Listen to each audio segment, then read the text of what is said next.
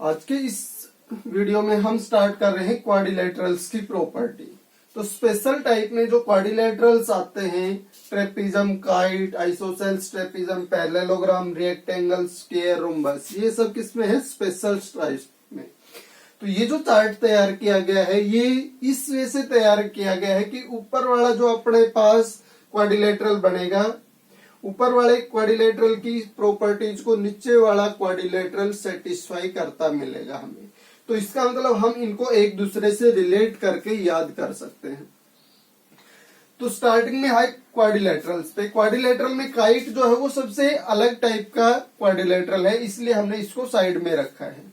सबसे पहले करें ट्रेपीजम की बात।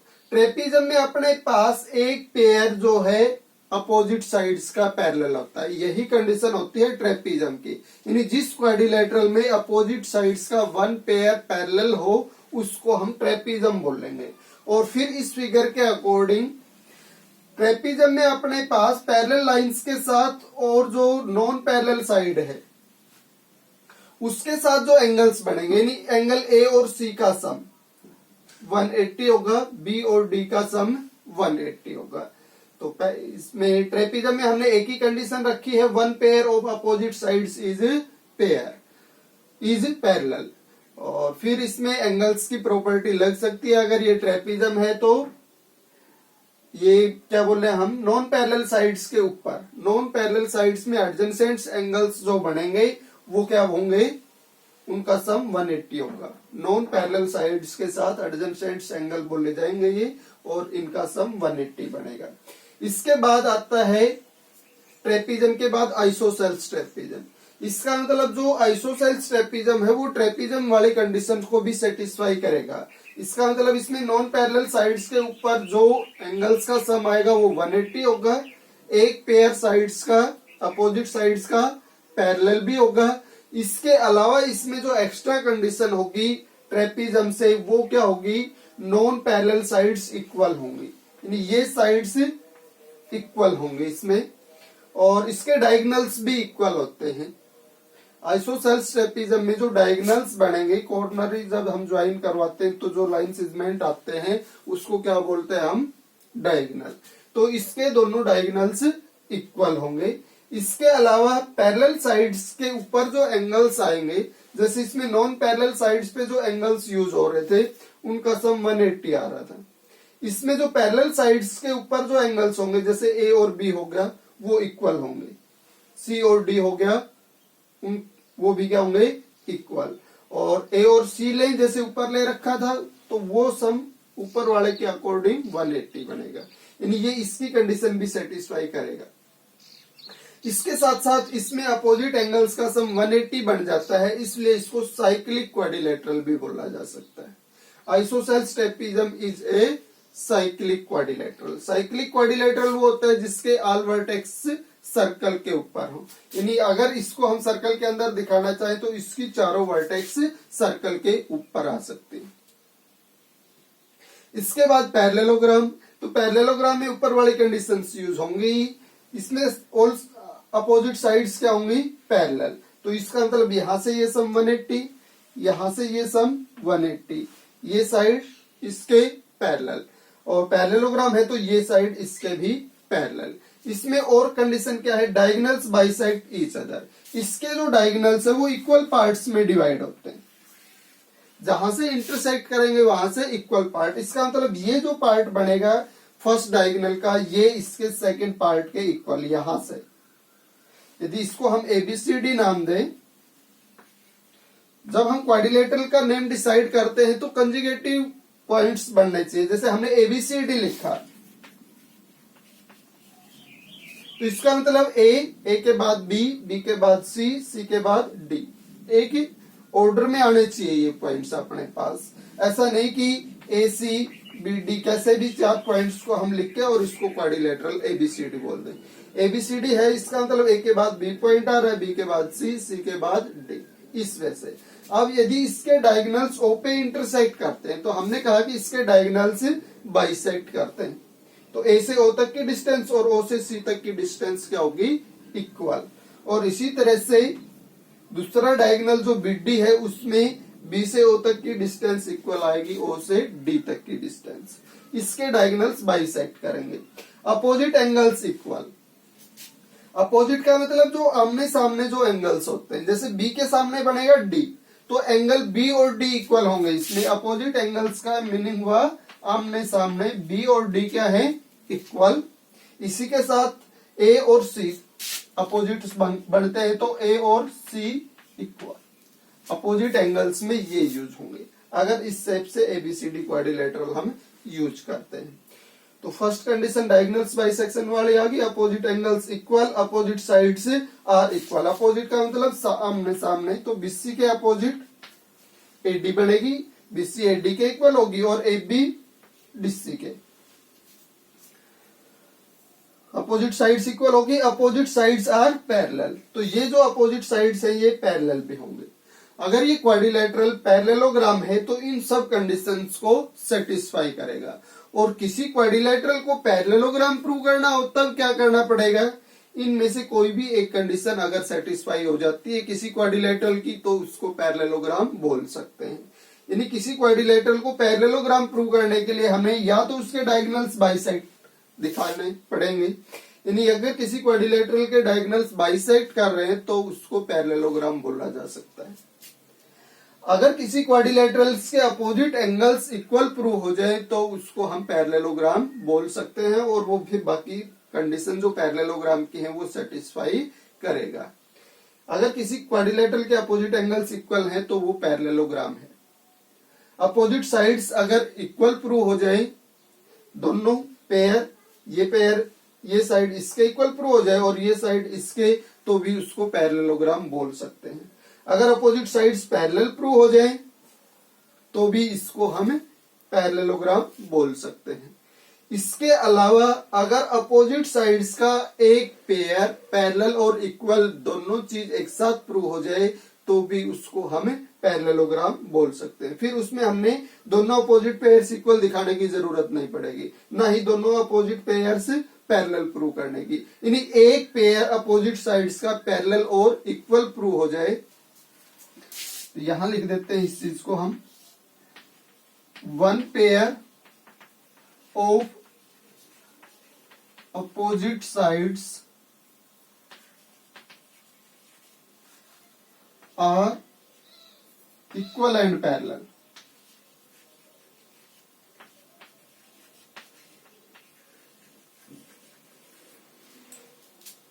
Then the quadrilateral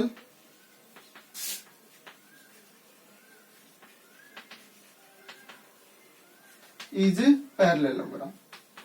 ये पैरेललोग्राम की शॉर्ट फॉर्म है।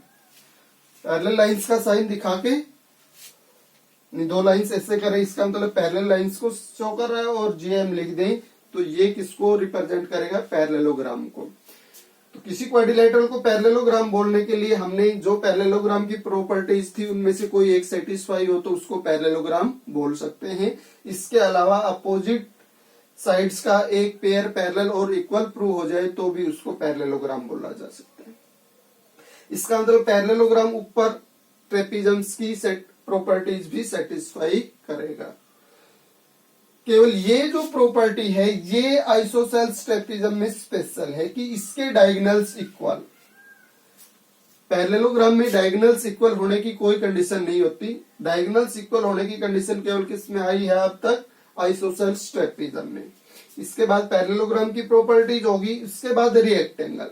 रिएक्टेंगल जो है वो पैरेललोग्राम की हर प्रॉपर्टी को सेटिस्फाई करेगा। इसके अलावा जो रिएक्टेंगल में एक्स्ट्रा जो प्रॉपर्टी होगी वो होगी कि इसके डायगोनल्स इक्वल। पैरेललोग्राम में डायगोनल्स इक्वल होने की कंडीशन नहीं होती है, इसके अगर डायगोनल्स इक्वल हो पैरेललोग्राम के तो वो एटलीस्ट रिएक्टेंगल होगा। तो इसका मतलब पैरेललोग्राम में डायगोनल्स इक्वल नहीं होते, डायगोनल्स बाइसेक्ट करते हैं, तो रिएक्टेंगल के भी डायगोनल्स बाइसेक्ट करेंगे। इसका मतलब रिएक्टेंगल हर वो प्रॉपर्टी सेटिस्फाई करेगा जो पैरेललोग्राम सेटिस्फाई कर रहा था। तो रेक्टेंगल में हम पैरेललोग्राम वाली इस प्रॉपर्टीज यूज कर सकते हैं। इसके अलावा जो प्रॉपर्टीज हैं पैरेललोग्राम के अलावा रेक्टेंगल में कि इसके डायगोनल्स इक्वल और ईच एंगल 90 डिग्री। तो इसका मतलब पैरेललोग्राम से ये दो प्रॉपर्टी एक्स्ट्रा आई है रेक्टेंगल में। तो किसी पैरेललोग्राम को अगर हमने रेक्टेंगल प्रूव करना है तो इनमें से कोई भी एक प्रॉपर्टी अगर प्रूव हो जाए तो वो पैरेललोग्राम रेक्टेंगल बोला जा सकता है। यानी किसी पैरेललोग्राम के अगर डायगोनल्स इक्वल प्रूव हो जाए तो वो रेक्टेंगल बोला जा सकता है। अगर किसी पैरेललोग्राम के एंगल्स 90 डिग्री के हों तो वो रेक्टेंगल बोला जा सकता है। तो ये पैरेललोग्राम से एक्स्ट्रा प्रॉपर्टी रेक्टेंगल में। रेक्टेंगल के बाद हम रोम्बस की बात करें, जो रोम्बस है वो भी पैरेललोग्राम की हर प्रॉपर्टी को सेटिस्फाई करता है, लेकिन रेक्टेंगल वाली कंडीशन नहीं लागू होती इस पे कि इसके डायगोनल्स इक्वल नहीं होते, ईच एंगल 90 डिग्री नहीं होता। तो रोम्बस में एक्स्ट्रा प्रॉपर्टी क्या है पैरेललोग्राम के अलावा? पैरेललोग्राम वाली तो है ही है इसमें, इसके अलावा क्या है कि diagonals bisect each other at right angle. इसके डायगोनल्स बाइसेक्ट तो करेंगे लेकिन राइट एंगल पे बाइसेक्ट करेंगे, यानी डायगोनल्स का इंटरसेक्शन जहां बनेगा वहां 90 डिग्री आएगा। ये है रोम्बस की एक्स्ट्रा प्रॉपर्टी, यानी इसमें डायगोनल्स बाइसेक्ट तो कर रहे थे लेकिन किस एंगल के साथ कर रहे थे ये डिसाइड नहीं था। इसका मतलब अगर किसी पैरेललोग्राम को रोम्बस बोलना है तो रोम्बस की जो हमने पैरेललोग्राम से एक्स्ट्रा जो दो प्रॉपर्टी लिखी है इनमें से कोई भी एक होल्ड होनी चाहिए, तब हम उस पैरेललोग्राम को क्या बोल सकते हैं? रोम्बस। यानी या तो उसके डायगोनल्स 90 पे बाइसेक्ट कर रहे हो, बाइसेक्ट तो होता ही नहीं, उनका इंटरसेक्शन 90 डिग्री पे होता हो डायगोनल्स का, या ऑल साइड्स इक्वल हो। अगर किसी पैरेललोग्राम में ऑल साइड्स इक्वल हो जाए तो उसको रोम्बस बोल सकते हैं, या उसके डायगोनल्स 90 पे इंटरसेक्ट करते हो, या बाइसेक्ट भी बोल सकते हैं। बाइसेक्ट करते हो तो पैरेललोग्राम को हम रोम्बस बोल सकते हैं। ये थी पैरेललोग्राम से एक्स्ट्रा प्रॉपर्टी रोम्बस के अंदर। तो रोम्बस में डायगोनल्स बाइसेक्ट करेंगे राइट एंगल पे और ऑल साइड्स इक्वल होंगी इसमें। इसके बाद स्क्वायर। स्क्वायर अब तक जितने भी क्वाड्रिलेटरल्स हमने यूज किए जिनकी अलग अलग प्रॉपर्टी यूज की वो सारे के सारे स्क्वायर पे होल्ड होती हैं। यानी स्क्वायर एक ट्रेपिज्म भी है, आइसोसेल्स ट्रेपिज्म भी है, पैरेललोग्राम भी है, रेक्टेंगल भी है, रोम्बस भी है। तो इसका मतलब जितनी भी अब तक जो भी प्रॉपर्टी यूज हुई वो सारी स्क्वायर में यूज की जा सकती है। डायगोनल्स इक्वल होने की होगी, डायगोनल्स बाइसेक्ट करने की होगी, diagonals bisect at right angle हो गया, ईच एंगल 90 डिग्री हो गया। तो सब की सब प्रॉपर्टी स्क्वायर पे होल्ड होती हैं। तो इसके डायगोनल्स भी इक्वल होते हैं, बाइसेक्ट भी करते हैं डायगोनल्स 90 पे, ऑल साइड्स इक्वल भी होती हैं, ईच एंगल 90 डिग्री भी होता है। तो सारी की सारी प्रॉपर्टी स्क्वायर के ऊपर होल्ड होती है। इसके बाद रह गया काइट। काइट में अपने पास एडजेसेंट साइड्स का जो एक पेयर, ये दो पेयर इक्वल होते हैं। जैसे ये ABCD काइट लिया जाए, A, B, C और D, यानी एक इसमें से लिया है हमने। यानी अगर हम इसका नाम इस साइड से लिखें तो ADCB ऐसे भी लिख सकते हैं इसका नाम, और ऐसे इस वे से घूमे तो ABCD ऐसे भी लिख सकते हैं। ABCD क्वाड्रिलेटरल हो गया। इसमें two pair of adjacent sides are equal, दो पेयर एडजेसेंट साइड्स के जो है वो इक्वल होंगे। यानी एक पेयर तो AB और AD की बात कर रहे हैं।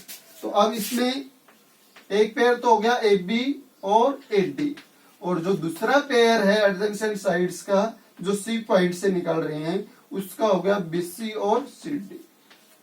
बाकी दो पेयर कौन से बच गए? अब इसका मतलब AB और BC, AB और BC ये अपने पास इक्वल नहीं है, यानी एडजेसेंट साइड्स के दो ही पेयर इसमें क्या होते हैं? इक्वल। ये है अपने पास काइट। काइट में और क्या प्रॉपर्टी है? इसके डायगोनल्स 90 डिग्री पे इंटरसेक्ट करते हैं। इसके diagonals intersect each other at right angle. Right angle पे काइट के डायगोनल्स इंटरसेक्ट करेंगे। तो बाइसेक्शन वाली कंडीशन काइट में नहीं होती। वैसे इसमें जो शॉर्ट डायगोनल बनता है वो बाइसेक्ट भी होता है, वो यानी कि दोनों डायगोनल्स बाइसेक्ट नहीं होते। ये जो शॉर्ट डायगोनल बनेगा ये बाइसेक्ट होगा, और ये जो बनेगा लॉन्गर डायगोनल ये बाइसेक्ट नहीं होगा। इसका मतलब इसमें बाइसेक्ट वाली कंडीशन हम नहीं लिख सकते, ओनली 90 डिग्री वाली कंडीशन लिख सकते हैं। इसके डायगोनल्स राइट एंगल पे इंटरसेक्ट करेंगे। तो अगर हम इसमें अब स्पेशल्स पे आए तो अपने पास 3 क्वाड्रिलेटरल्स ऐसे हैं जिनके डायगोनल्स इक्वल है, और 3 क्वाड्रिलेटरल ऐसे हैं जिनके डायगोनल्स इक्वल है। तो स्पेशल टाइप में थ्री क्वाड्रिलेटरल्स जिनके डायगोनल्स इक्वल हैं वो कौन कौन से बताए हमने, आइसोसेल्स ट्रेपीजियम, रेक्टेंगल और स्क्वायर। तीन क्वाड्रिलेटरल जिनके डायगोनल्स इक्वल आएंगे वो होंगे डायगोनल्स इक्वल वाले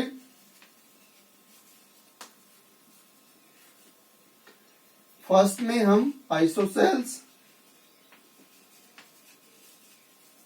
ट्रेपीजियम,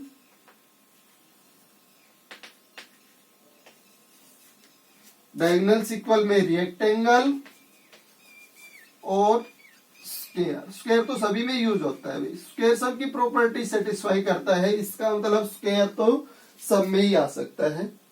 आइसोसेल्स, ट्रेपीजियम, रेक्टेंगल और स्क्वायर। और थ्री क्वाड्रिलेटरल इस टाइप के हैं जिनके डायगोनल्स 90 पे इंटरसेक्ट करते हैं। Diagonals intersect at right angle, diagonals intersect at right angle या 90 डिग्री बोल रहे हैं। तो राइट एंगल पे इंटरसेक्ट करने वाले थ्री डायगोनल ये क्वाड्रिलेटरल्स राइट एंगल पे इंटरसेक्ट करेंगे रोम्बस, स्क्वायर और काइट। काइट के डायगोनल्स 90 पे इंटरसेक्ट करते हैं, रोम्बस और स्क्वायर। तो ये चीजें मेन याद रखने की है अपने पास कि किन क्वाड्रिलेटरल्स के डायगोनल्स इक्वल होते हैं और किन के राइट एंगल पे इंटरसेक्ट करते हैं, क्योंकि दो जो है अपने पास इसमें से इनके तो बाइसेक्ट भी होंगे। अकेला ये काइट है जिसके डायगोनल्स बाइसेक्ट नहीं होंगे। तो राइट एंगल पे इंटरसेक्शन डायगोनल्स का इन तीनों क्वाड्रिलेटरल्स का और डायगोनल्स इक्वल इन तीनों क्वाड्रिलेटरल्स के।